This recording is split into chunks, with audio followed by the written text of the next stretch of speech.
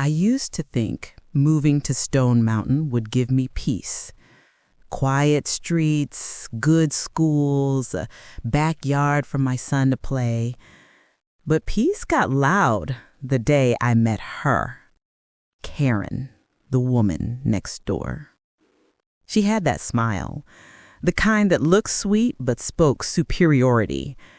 First day I moved in, she said, "Oh, you must be the new renter." Like my skin tone already told her I didn't know nothing. Every morning after that, she found something new to complain about.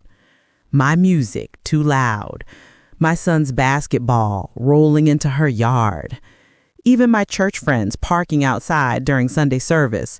She'd stare from her porch like she was guarding the border. But what she didn't know was that the same woman she couldn't stand would one day be the one to save her world from burning down. And when that day came, she'd finally see me not as a renter, but as a reflection of God's mercy. I still remember that first Saturday morning like it was yesterday. I was unpacking boxes when I heard the sound of heels clicking across my driveway. I turned around, and there she was, holding a mug like she owned the block. "Morning," I said, smiling. She looked me up and down before replying. "You must be the new renter. I wasn't expecting company this early." That pause before company told me everything. I wasn't welcome here. Not really. I forced a smile anyway. "Yep, just moved from Decatur. Starting fresh."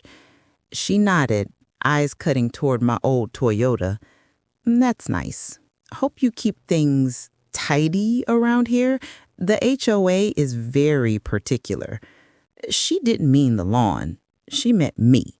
By Sunday, she was already complaining about my son's basketball in her yard. By Tuesday, she left a note about my trash cans being too visible. Every time I stepped outside, her blinds shifted just enough to let me know she was watching. That's the thing about certain people. They'll smile in your face and pray you pack up by Christmas. But see, God don't let peace come easy, not when he's setting up a lesson on grace. It didn't take long before Karen crowned herself Queen of the HOA. Every week, a new letter slid under my door, all signed Concerned Neighbor. The first one said my porch light was too bright. The second one complained about my son's friends loitering, even though they were just shooting hoops in our own driveway. One afternoon, I caught her snapping pictures of my yard. I stepped out and said, "You want me to pose too?" She froze, clutching her phone. "I'm just documenting some violations. The HOA takes these things seriously."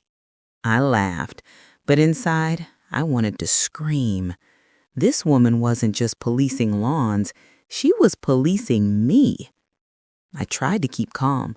My pastor always said, "Don't let evil pull you into its rhythm." But every time I took the trash out, I felt those eyes on me. Every time my boy laughed too loud, I heard her blinds rattle. That night, I prayed for patience and protection, because deep down, I knew this wasn't just about grass or noise. It was about something older, uglier, something passed down like bad blood. But I also knew this: God never puts you beside your enemy by mistake. Sometimes he's just setting the table for their awakening. It was a Friday night when I realized Karen didn't just hate me, she feared me. My son was outside with his friends, laughing, playing music, nothing wild. Next thing I know, I see blue lights flash across the blinds. I step outside, 2 cops standing there like we in a war zone. "Ma'am, we got a noise complaint from the neighbor." I looked over, and there she was, Karen, standing behind her porch light, robe on, arms crossed. Noise complaint? They're just kids. The cop shrugged like his hands were tied. Maybe just turn it down, ma'am. I wanted to say more, but I caught myself. Anger gives them what they want. So I smiled. Sure, officer, wouldn't want to disturb peaceful folks. When they left, I looked across the lawn and met her eyes. She smirked, and I knew this wasn't the last time. That night, I told my son, "Don't give her a reason."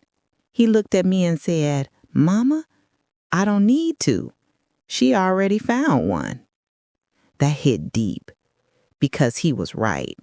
Sometimes reason don't matter when color's already the crime. Next morning, I woke up to find her standing on my grass. She had one of those little metal yardsticks, measuring like it was her land. "Karen," I called, "you lost something?" She turned, smiling that fake Southern charm smile. "I'm just checking the property line. Seems like your mulch is encroaching." I wanted to laugh, but I just said, "Ain't nobody trying to steal your grass."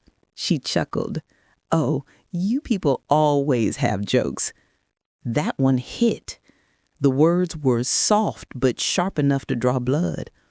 I froze. Then I said, slow and clear, "My people don't steal lawns, ma'am. We build them." She blinked, caught off guard, then turned back to her stick. "Just trying to keep things nice around here." That was the moment I realized something. She wasn't just bothered by me. She was bothered by change. Every time she looked at me, she saw the future moving next door, and she was trying her best to stop it. But I told myself that day, I ain't moving, I ain't breaking, because the devil always tests your peace right before your blessing. A week later, I was at work when my supervisor called me in. She looked uneasy, like she didn't want to say what she was about to say. "Danielle," she started, "we got a complaint. Someone said they saw you arguing outside your home and using inappropriate language. Said it didn't reflect well on the facility." My heart dropped. I knew exactly who made that call. "Was her name Karen?" I asked. My boss blinked. "You know her?" "Too well," I said. That woman had gone from patrolling my grass to policing my life. And now she was trying to take the one thing that kept food on my table, my job. That night, I walked past her porch slow, holding my head high. She didn't look away this time. She smiled, proud of herself. I wanted to shout. I wanted to tell her that God don't bless dirty hearts. But I remembered what my grandma used to say. "Don't fight fire with fire, baby. Pray till the match go out." So I prayed, not for revenge, for protection, because something in my spirit told me this wasn't over, and the next move wasn't going to come from me. It was a Sunday morning when I walked outside and saw my fence leaning like it was tired. One side of it was cracked, posts snapped clean through. My son's basketball was lying in the middle of her yard. I took a deep breath and went to knock on her door. She opened it before I could even say anything. "Maybe next time, teach your kid to respect boundaries." I stared at her, part of me shaking, part of me numb. "You broke my fence, didn't you?" She smiled. "You people always want to blame somebody." That line right there, it burned, because she said it like she'd been waiting to say it all along. "Ma'am," I said, steady but cold, "one day, life gon' teach you humility, and when it do, I hope you survive the lesson." She slammed the door in my face, but something in me didn't feel anger this time. It felt like calm before a storm, the kind that don't miss. I didn't know what was coming, but I knew this much. When it hit, It was going to change everything. And maybe then she'd finally see who she was really fighting. By Wednesday night, the sky looked like judgment. Clouds heavy, wind thick, the kind that makes trees lean like they praying. I was sitting at my window when I saw Karen pacing her yard, trying to cover her flowers with plastic. Then thunder cracked, loud enough to rattle my dishes. Lightning lit up the whole block. That's when I saw smoke. Her garage. I grabbed my phone, called 911, and ran outside. Rain hit my face like needles, but I didn't stop. She was standing in the driveway screaming for her son. "He's inside! Jacob's inside!" For a second, I froze. After everything she said, after every stare and note, I almost walked away. Almost. But God whispered, "Go." So I went. Kicked that door open, smoke choking me up, found that boy under a table, coughing, crying. I wrapped him in a blanket and pulled him out just as the fire hit the roof. When we hit the grass, she fell to her knees, holding him like he was all she had left. She looked up at me, and for the first time, I saw something different in her eyes. Not hate, not pride, just humanity. The next morning, I woke up to knocking. It was soft, like guilt tapping on the door. I opened it. Karen stood there, hair messy, eyes swollen from crying. She was holding a pie tin and a folded piece of paper. She took a breath, like it hurt to speak. "I don't know how to say this right. I've been wrong. I treated you and your son like you didn't belong here. And last night, I saw exactly what God been trying to show me. I didn't say anything for a minute because I could tell this wasn't about pride anymore. This was about repentance." I took the pie from her hands. "I don't owe you words, just change." She nodded, eyes watering again. "I want to. I will. Jacob's asking about you. He wants to thank you himself." That's when I realized grace ain't always soft. Sometimes God lets your world catch fire just so your heart can thaw. She turned to leave, then stopped. "You still praying for patience?" I smiled. "No, just peace." And for the first time since I moved in, she smiled back.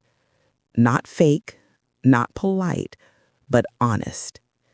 Because redemption don't always come in church. Sometimes it comes right next door. 3 weeks later, the neighborhood held a block party. Now, normally, I wouldn't even go. Too many fake smiles and sideways compliments.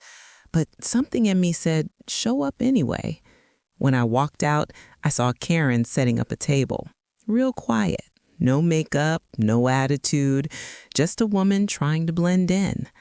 I nodded at her, expecting that same tight grin. But she came over. "Hey, Danielle, Jacob wanted to give you something." Her son ran up, holding a small drawing. It was me, him, and his mom, all holding hands in front of the same house. At the bottom, in little shaky handwriting, it said, "Thank you for saving my mommy's heart." I didn't even try to hold back the tears. Karen wiped her eyes too, then whispered, "I didn't deserve your kindness, but I'm learning grace ain't earned."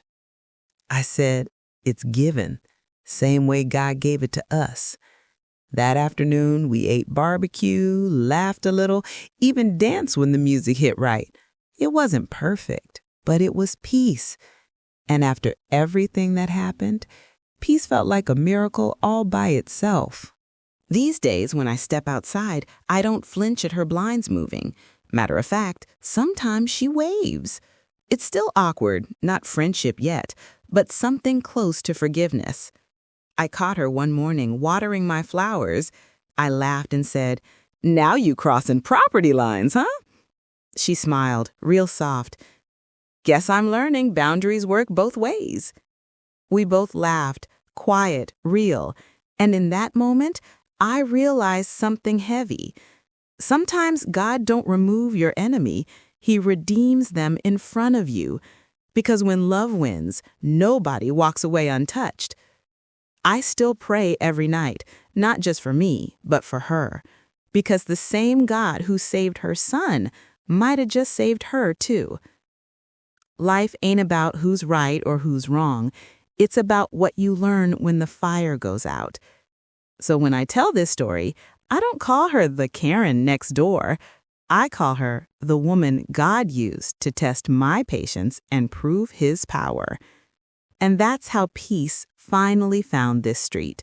One prayer, one apology, one act of grace at a time.